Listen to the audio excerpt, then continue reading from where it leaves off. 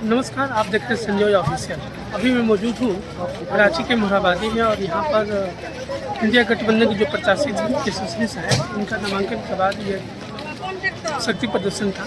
इसमें अगर हम नेताओं की अगर हम बात करें, कांग्रेस के जो यहाँ के प्रभारी हैं मीर साहब, आलमगीर आलम साहब, जो केंद्रीय मंत्री जो यहाँ का कैबिनेट मिनिस्टर भी है, साथ में आदिवासी चेहरे के तौर पर एक बड़े नेता बने थे, क्योंकि कांग्रेस के जो प्रदेश अध्यक्ष राजेश ठाकुर जी के साथ साथ जेएमएम और आरजेडी के जिस नेतृत्व है उनके लोग यहाँ पर अभी उपस्थित थे। तमाम सवालों पे लोगों ने मुद्दों पे सवाल उठाया है। जिस तरह से अगर हम लोग बात करें, महंगाई एक बहुत बड़ा विषय रहा है, साथ में रोजगार को लेकर और अस्थायीता, ऐसे तमाम जो मुद्दे हैं वो प्रभावी ढंग से यहाँ के जो लीडर हैं उनकी तरफ हाईलाइट किया गया। क्या कुछ रहा है नहीं रहा है, तमाम बातों को हमने देखा है, समझा है। हमारी कोशिश है कि हमारे जो दर्शक हैं, जो हमारे देखने वाले जो लोग हैं, उन तक जो साफ सुथरी जो इमेज है और जो खबर है वो उन तक जाए। धन्यवाद। कुछ किया नहीं और एक बार में कह दिया कि वो जुमला हलो, वो जुमला था। अब ये कह रहा है कि जुमलों का गारंटी हम लेते हैं, अब बेटा जुमले का गारंटी हमको दे रहे हैं। इसलिए साथियों मैं कहना चाहता हूँ, अपने अंदर मन बनाओ, गुस्सा पैदा करो। हमने आपको 4 दशक तक सुबोध भैया बन के सेवा किया, कभी हम नेता नहीं बने। हर जनरेशन के लिए भैया रहे और उसी का नतीजा है कि आज इस मंच पे हम रोके तो किसको रोके? भैया प्रणाम उधर से पार, भैया प्रणाम उधर से पार, जो हमने ही हालत है। तो इसीलिए मैं कहना चाहता हूं, और इसमें मुझे खुशी है कि जितना मान सम्मान मिला, आज देश में कहीं खड़ा होता हो तो लोग पहचानते हैं ये सुबोध कांत सहाय है। ये इसी धरती का, इसी बिरसा मुंडा की धरती का, जिनके वंशज यहाँ बैठे हुए हैं, उन्हीं का आज ये धरती का, उन्हीं के त्याग बलिदान का असर है। साथियों, ये बेटी को कोई मैं चुनाव नहीं लड़ा रहा, ये चुनाव लड़ाने वाले हमारे पार्टी के नेता, हमें पता भी नहीं था कि सोनिया गांधी ने बेटी का नाम ले लिया। अच्छा बात। और सुबोध आउट और बेटी इन, वाह रे वाह, ये है। और जो आपने देखा इसका तेवर, एक मुखिया का चुनाव निर्विरोध लड़के जीतना तो मुश्किल है।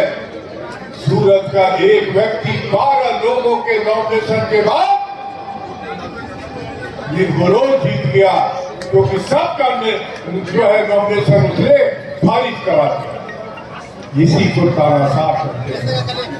ये लड़ाई एक तानाशाह, और ये लड़ाई देश के लाखों शहीदों जिन्होंने बलिदान दिया, चंद्रशेखर आजाद, अशफाकुल्लाह, भगत सिंह, उनकी कुर्बानी, लाखों शहीदों की कुर्बानी, वो आज आपको चुनौती दे रहा है कि क्या हमें इसी दिन के लिए हमने तुमको अपनी जान दे करके देश की आजादी दी थी।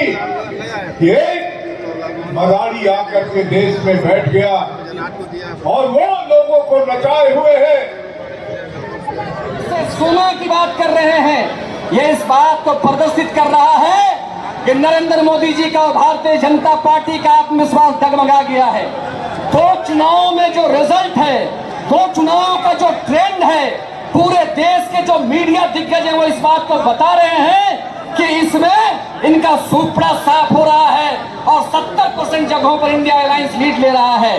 आज झारखंड के अंदर में भी माननीय हेमंत सोरेन जी को जिस प्रकार से निशाना बना करके उनको जेल में, कारागार में भेजा गया है, इसको लेकर के झारखंड के अंदर में मूलवासियों में, आदिवासियों में, पिछड़ों में और झारखंड के भूमि पुत्रों में जबरदस्त जनाक्रोश है और इसका प्रतिफल पूरे राज्य के 14 संसदीय क्षेत्रों में देखने को मिल रहा है। इसी बात को लेकर के आपसे हम आग्रह करना चाहते हैं कि ये केंद्र सरकार जो एजेंसियां हैं, ईडी, इनकम टैक्स, सीबीआई, इनकी जो तानाशाही चल रही है, और केंद्र सरकार को सबक सिखाने के लिए और भारतीय जनता पार्टी को उनको सबक सिखाने के लिए आज हमको संकल्प लेना है कि हर हालत में हमको भारतीय जनता पार्टी में को इस राज्य में यहाँ पर कैपिटल में राजधानी में जमीन दोष करके एक मजबूत संदेश देने का काम करना है।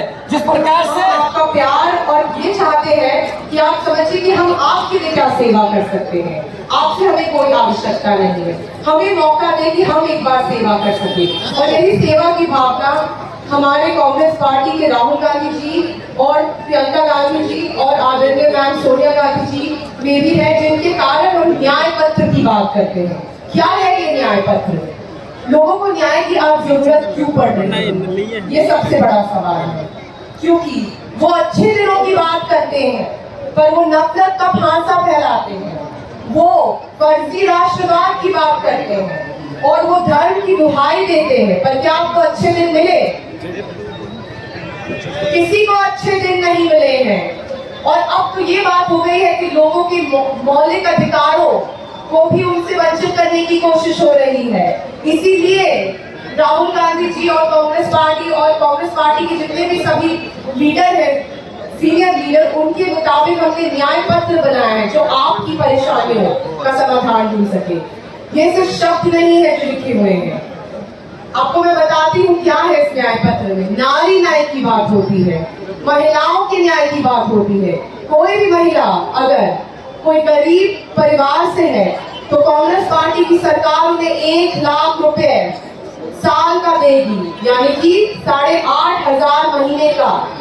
एक महिला के पास जब ये पैसे आते हैं तो क्या होगा? महिला अपने बच्चे पर खर्च करती है, अपने बच्चों की शिक्षा पे खर्च करेगी, अपने परिवार के स्वास्थ्य पे खर्च करेगी और इससे क्या होगा कि अपना परिवार को आगे बढ़ाएगी। मतलब कि हम सब आगे बढ़ेंगे एक तरीके से। तो महिलाओं की मान सम्मान की बात आती है। और दूसरी बताऊं तो जितनी भी महिलाएं सरकारी नौकरी चाहती हैं, कांग्रेस पार्टी का ये न्याय पत्र में ये लिखा गया है कि सरकारी नौकरी पे 50% रिजर्वेशन महिलाओं के लिए। ये बहुत बड़ी बात है क्योंकि हमारी आबादी तो आधी है पर हमें उतना हिस्सेदारी तो नहीं मिल पाता है ना। तो ये अब मिलेगा। एक महिला आपके सामने खड़ी होकर ये बात कह रही है क्योंकि ये मिलेगा, क्योंकि ये राहुल गांधी जी की यही सोच है, महिलाओं को आगे बढ़ाने की सोच है। तीसरे स्थान पर पहुंच चुका है पर हमारे लोग आज क्यों गरीब हैं, ये बात है। और ये बातें आपसे छुपाने की जो कोशिश है ये उनको उसी तरह अगर हम देखें तो हमें देखने मिलेगा, उन्होंने कहा था यहाँ के नौजवानों को हर साल 2 करोड़ करके हम रोजगार देंगे, लेकिन आज 10 सालों में 2 करोड़ नौकरी की बात तो आप छोड़ दीजिए, करीब 70 लाख लोगों को जो है सरकारी नौकरी